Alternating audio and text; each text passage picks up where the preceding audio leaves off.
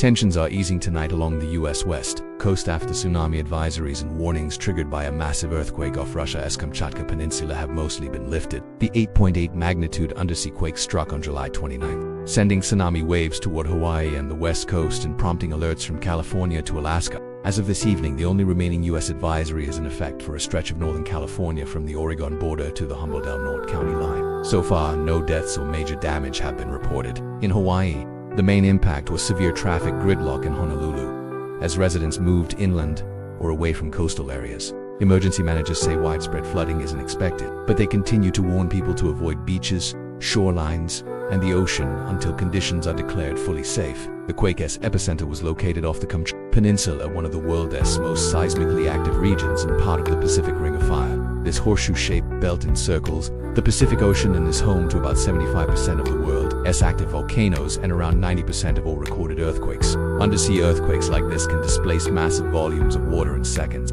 generating tsunami waves that travel across entire ocean basins at jetliner speeds, up to 500 miles per hour in deep water. These waves may pass unnoticed in open ocean, but rise dramatically in shallow coastal waters, sometimes with devastating force. While the 8.8 magnitude quake near Kamchatka was powerful, it was not as strong as the magnitude 9.1 earthquake that triggered the catastrophic 2004 Indian Ocean tsunami, which remains the deadliest tsunami in recorded history. That disaster claimed more than 230,000 lives across 14 countries and spurred major investments in early warning systems and tsunami education programs worldwide. A more recent reminder came in March 2011, when a magnitude 9.0 undersea quake struck off the coast of Japan's Tohoku region.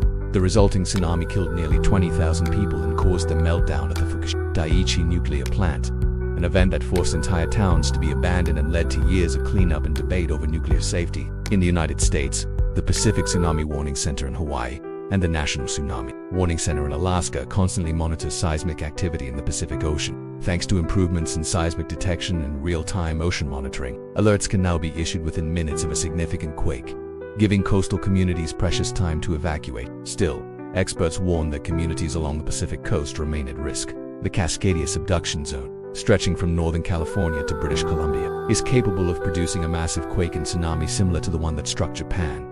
Scientists say it's not a question of if, but when. AccuWeather meteorologist Peyton Seamers told USA Today this latest quake is a reminder of that risk. It could have been a far worse situation, that's for sure. It could have caused a lot more damage, he said. Officials urge residents in tsunami-prone areas to be aware of evacuation routes, stay alert to official warnings, and have emergency plans in place.